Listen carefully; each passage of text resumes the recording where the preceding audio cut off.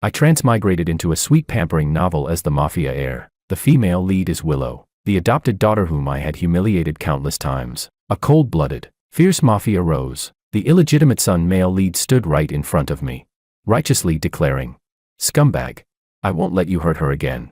Yet the next second, the icy, gloomy female lead pressed a knife against his neck. I solemnly announced, "Bro, I proudly declare you the clown of the year." Chapter 01. I transmigrated into the book at a rather coincidental point in the story. My father had just assigned the fierce underworld femme fatale, Willow, to be my personal bodyguard. Although she silently accepted it, I, who had read the entire novel, knew very well that she didn't want to. The heroine admired strength and looked down on me, the black market rich kid who only talked about business. In her eyes, I wasn't cut out for the underworld at all. The original me also looked down on her for being a female bodyguard. He treated teasing her as entertainment, which made the heroine extremely disgusted. But to repay a debt of gratitude, she could only endure all the humiliation, and her personality grew darker and more withdrawn. And that was what gave the male lead, the illegitimate son, the chance to save her. He used her against me, but now that I'm here, I naturally won't let him succeed. So I took the initiative to find my father and suggested that I fight the heroine.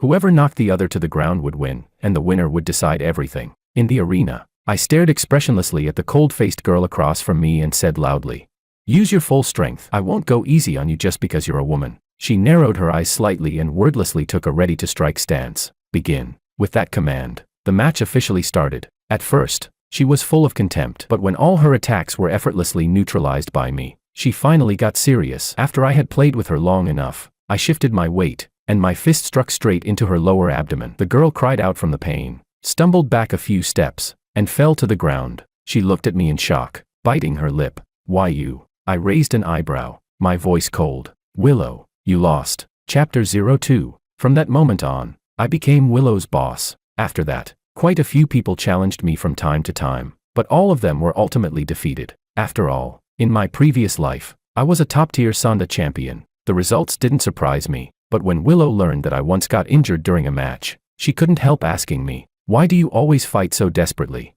I glanced at her and answered seriously, "I know you look down on me, and not just you, many people in the syndicate look down on me. They think I'm a spoiled rich kid who only knows how to brag. The reason I give everything I've got isn't just for you. I want everyone to see that my father's son is not a useless waste." She lowered her head, avoiding my gaze, her lips tightening. "I'm sorry. I misjudged you before," but I waved my hand. "What I need isn't an apology. I need loyalty." Willow froze for a moment. I met her eyes and said earnestly, "Willow, there's only one thing you need to remember. As long as you're loyal to me, I will never fail you." As soon as I finished speaking, Willow lifted her gaze, not hesitating for even a second. Word by word, she answered, "Since I'm your person now, I'll follow you for the rest of my life." I looked at her and curled my lips into a faint smile. Conquering a woman takes only a few steps. First, subdue her with strength, then move her with attitude. Who cares about my father? It's not like I take him that seriously. I'm just curious about one thing. Now that I've seized the advantage, what will the male lead do?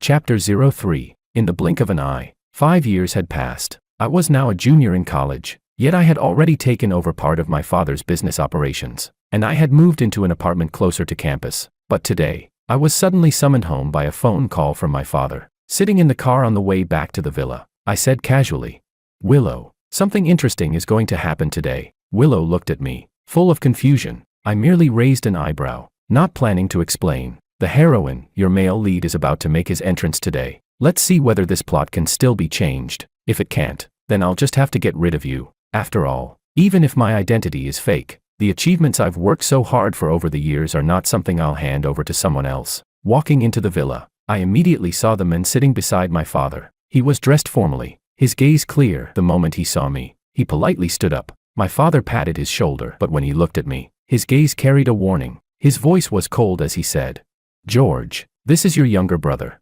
Erson. From now on, take good care of him." I frowned. Erson, a name clearly meant for inheritance. So my father really valued him. I smiled indifferently, walked up to Erson, and the next second, I raised my fist and punched him squarely in the face. Everyone's expression changed. My father immediately stepped in front of Erson, furious as he roared, "George, what do you think you're doing?"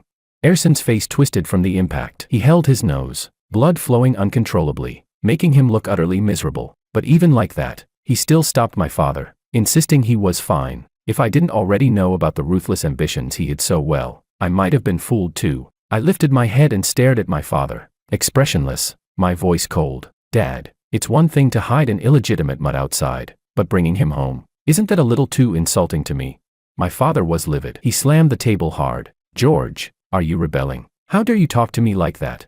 Willow stood beside me, unafraid as she faced her adoptive father. Seeing this, my father's face darkened even further. I chuckled and waved my hand, and only then did Willow carefully retreat behind me. I continued. Besides, since you've brought the bastard home, how could you leave the boy's mother outside? As I spoke, I slowly approached Uncle Castillo, the gang's elder and my father's right-hand man. I slapped a thick stack of photos onto a woman's face and said with a smile, Anton, you've been having an affair with my father for so many years, and your child is already as old as I am. Tell me, does Uncle Castillo know about this? Chapter 04. The photos scattered all over the floor, various intimate poses between a man and a woman, leaving everyone stunned. Aunt Han's face turned deathly pale. She stumbled backward repeatedly and, with one misstep, fell directly onto the ground. But the next second, Uncle Castillo grabbed her by the hair and slapped her 3 times in a row. Her face swelled instantly, yet she was still trying to defend herself. These are fake, they're not real. But when Erson saw her getting hit, he panicked and blurted out instinctively, Mom.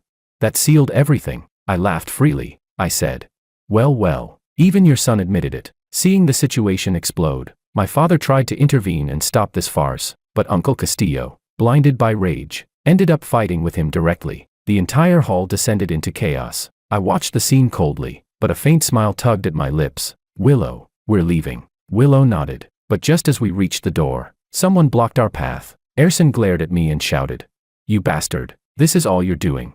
Then he turned to Willow. His eyes were full of sincerity and desperation. He grabbed Willow's wrist and said, Willow, I won't let this scumbag hurt you again. I'm here to save you.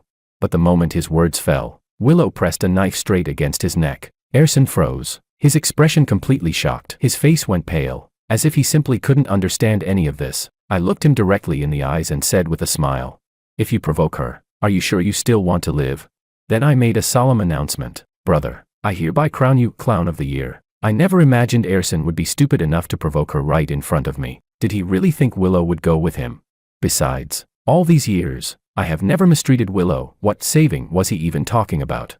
Unless he was still living inside the original storyline. Thinking of that, a hint of wicked amusement flashed across my eyes. This game just got a lot more interesting. Chapter 05. In the end, the matter fizzled out. I didn't know what my father promised Uncle Castillo, but Uncle Castillo actually swallowed his anger and tolerated this affair. My father even went all out and hosted a grand banquet to announce Erson's identity. As for Aunt Han, my father certainly wasn't stupid enough to bring her home. He might like Aunt Han, but the thing he loved most was still his reputation. He would never let the world know he was the kind of scumbag who had been having an affair with a subordinate's wife for years. And since Uncle Castillo only forgave my father because of interest, the only person he could vent his anger on was Aunt Han. In the banquet hall, Willow sat beside me and placed several photos on the coffee table. She said, Mr. Wong sent her abroad. In the photos, Aunt Han was reluctantly saying goodbye to my father. She was wrapped tightly from head to toe, but the terrifying bruises on her skin were still visible. She even needed someone to support her while she walked.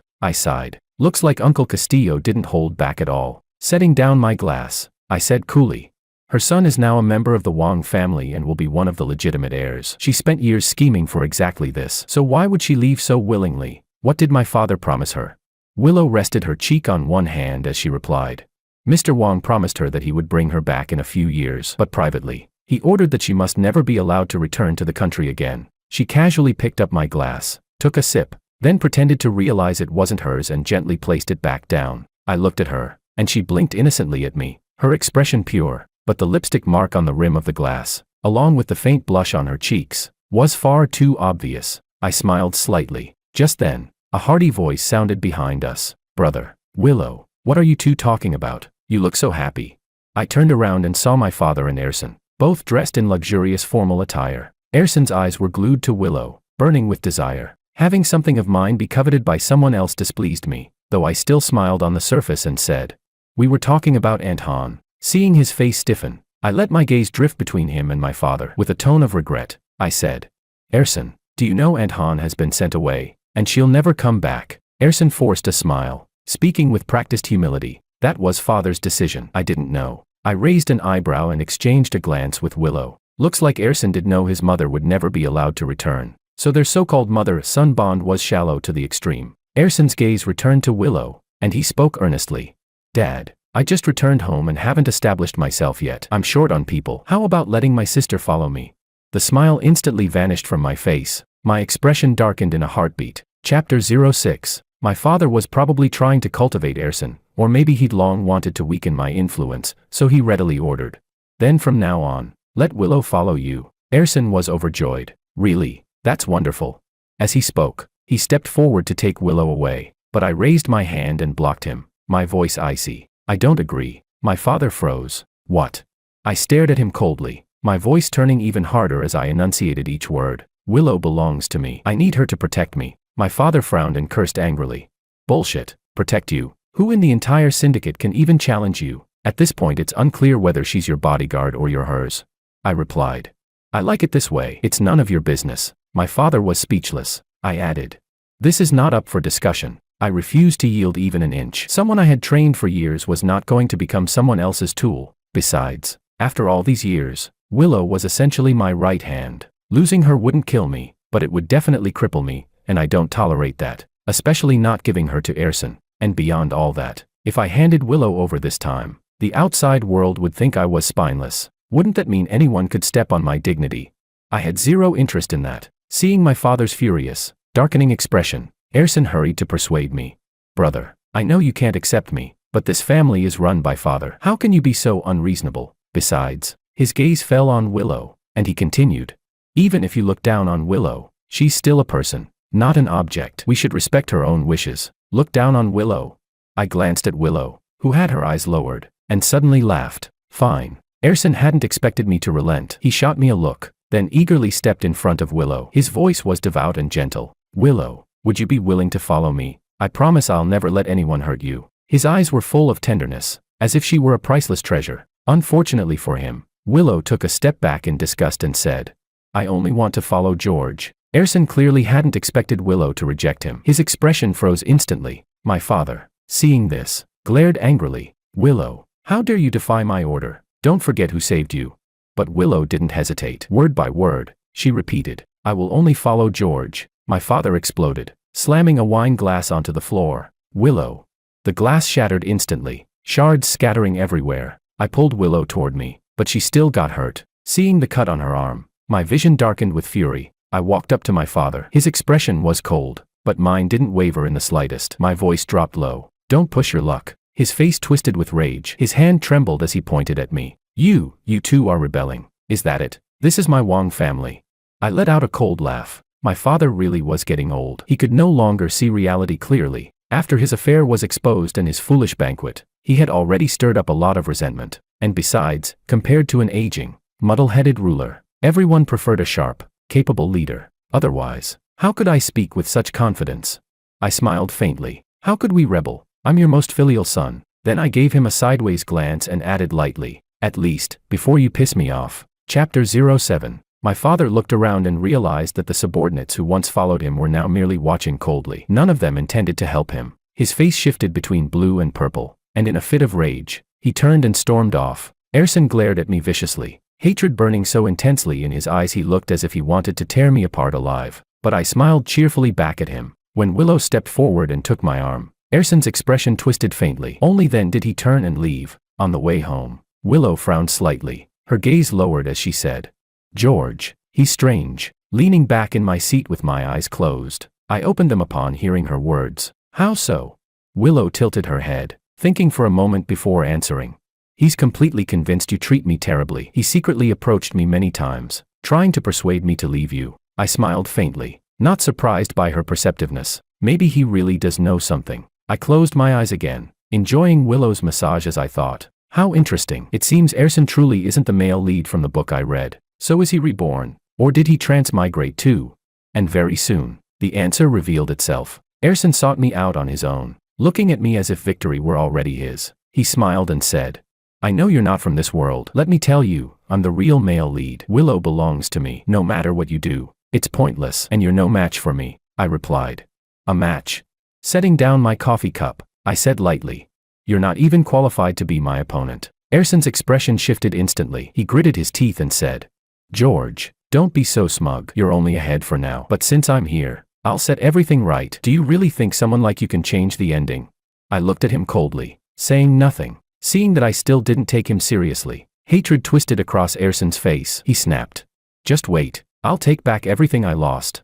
I blinked and smiled gently. "I'll be watching." So, Erson was a transmigrator. At the start, he probably assumed he was naturally the protagonist and didn't take me seriously at all. But now that he'd come yelling in front of me, it meant he had finally realized that the plot had changed, and that my influence was no longer something he could shake. So then, what will he do next?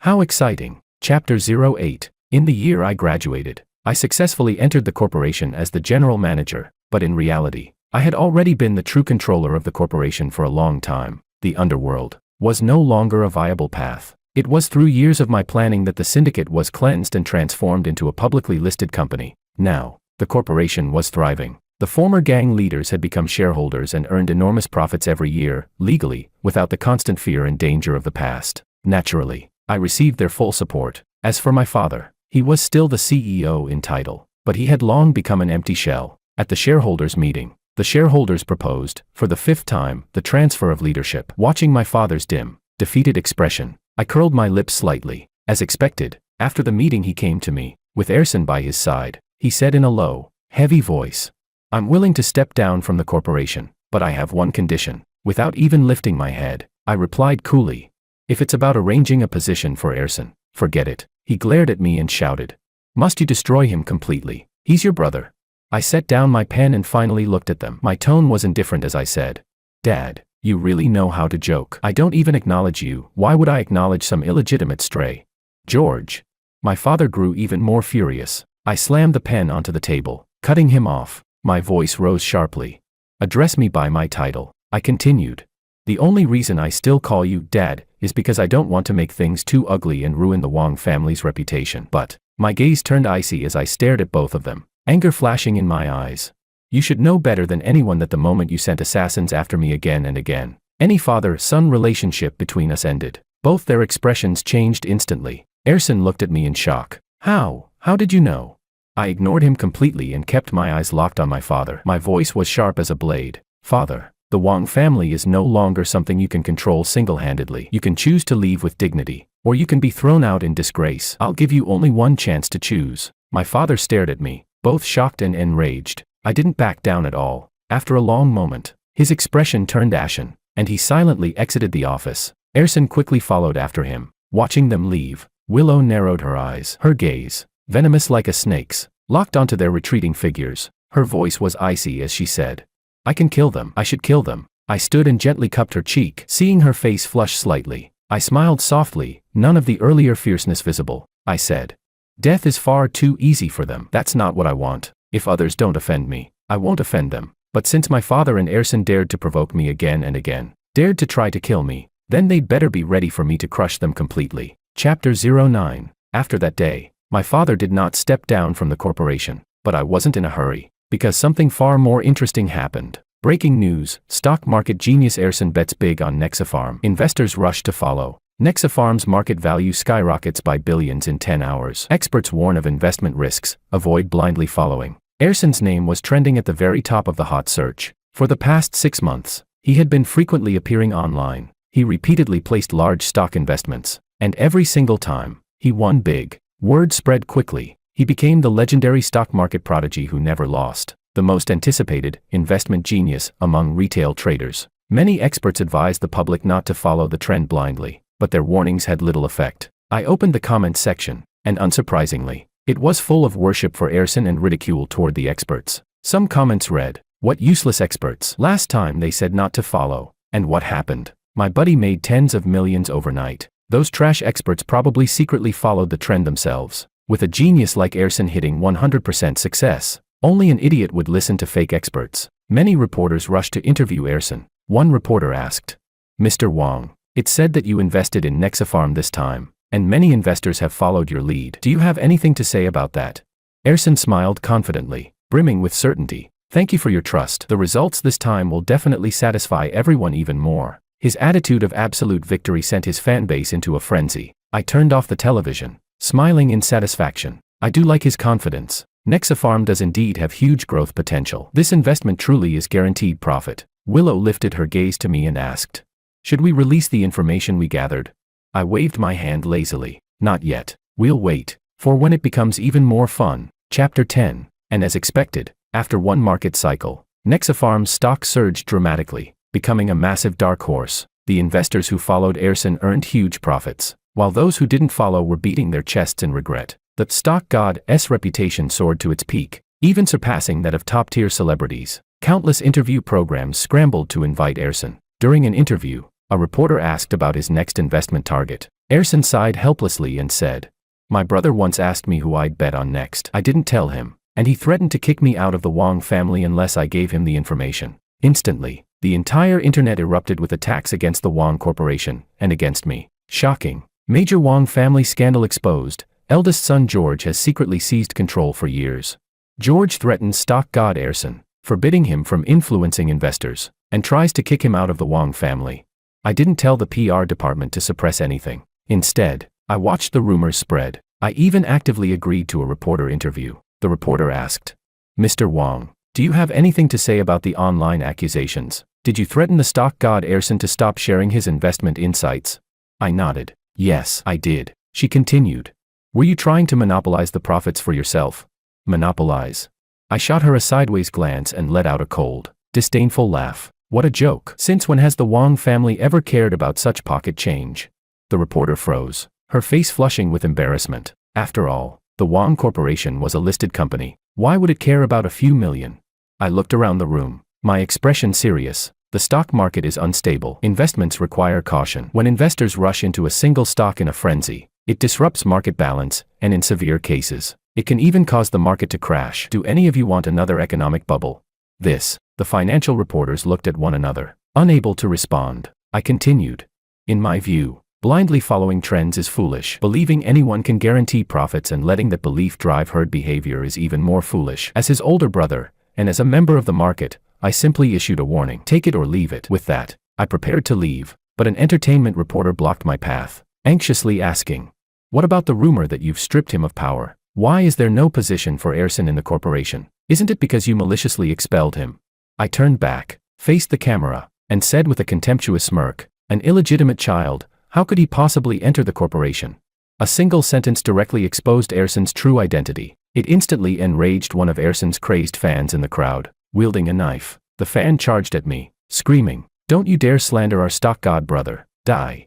The next second, the person was slapped to the ground by Willow. Bodyguards swarmed forward, pinning the attacker to the floor. I didn't spare them a single glance. I simply left with Willow at my side. Chapter 11. After that interview, Ersin's identity as an illegitimate child could no longer be hidden. The internet was filled with discussions, and right at this time, Ersin placed another bet, still on Nexafarm. Naturally, countless investors rushed in once again. Meanwhile, I ordered, "Willow, have the corporation release a statement cutting ties with him." Yes. When I looked up, I unintentionally spotted the bruise on Willow's cheek. I frowned. "You're injured? Who did this?"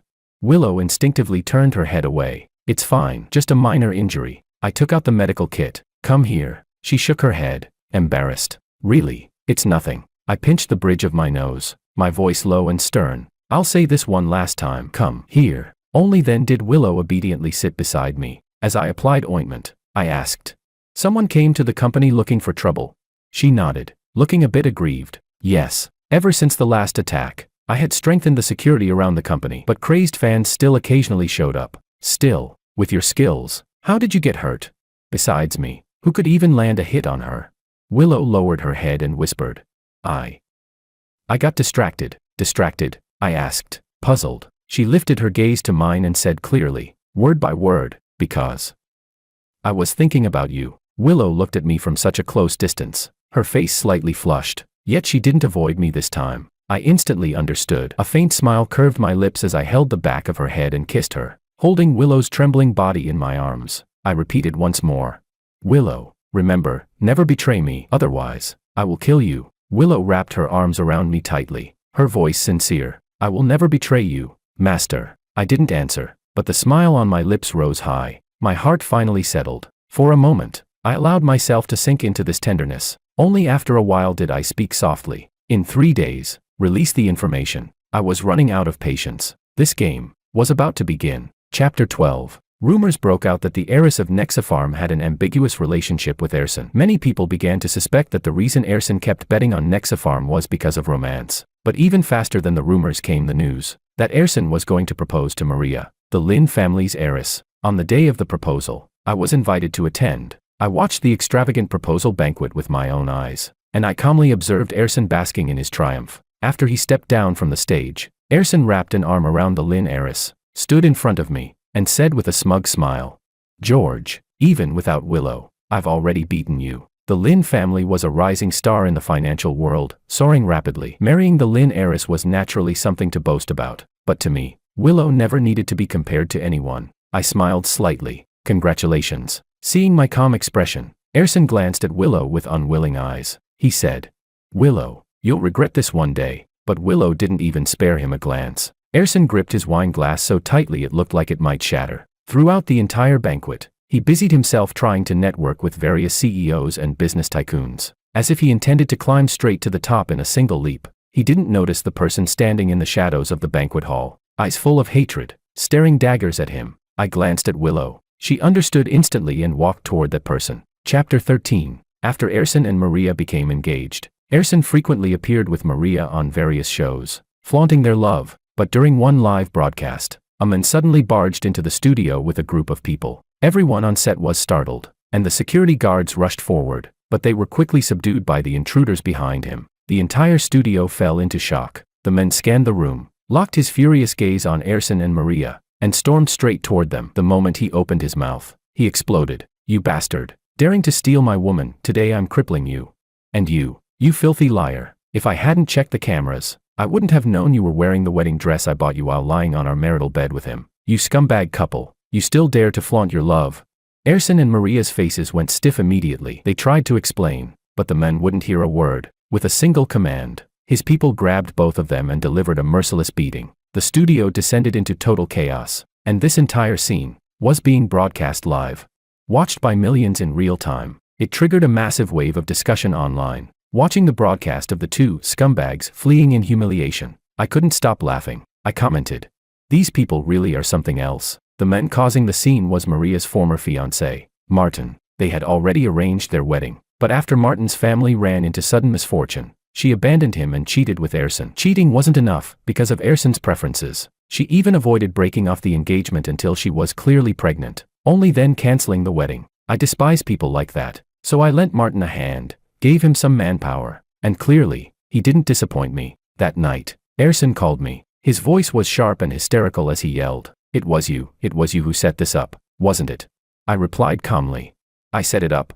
I let out a cold laugh. "Have some shame. You two messed around on your own. What does it have to do with me?" On the other end, Ersin roared, "George, I'm going to kill you."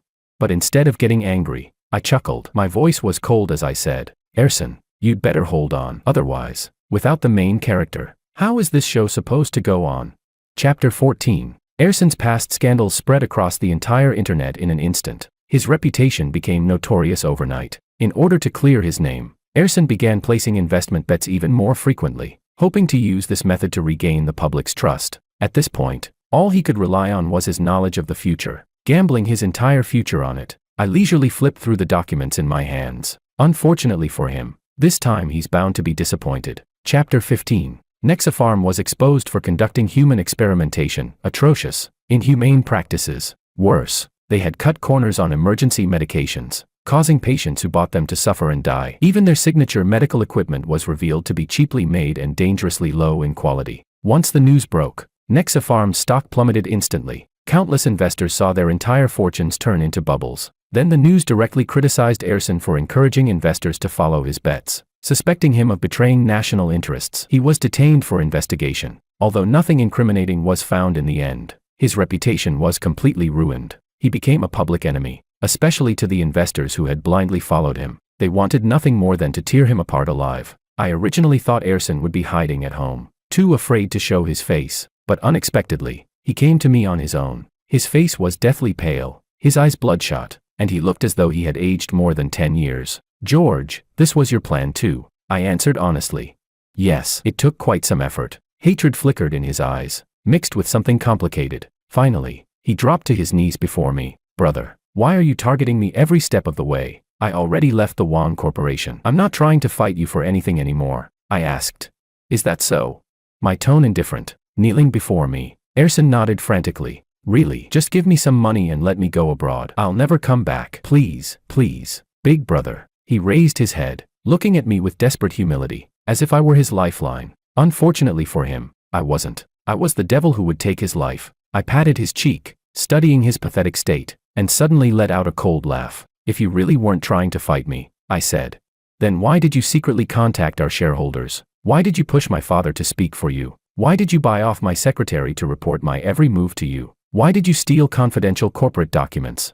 His face turned even paler than paper. He trembled violently, whispering, How did you know? When did you find out?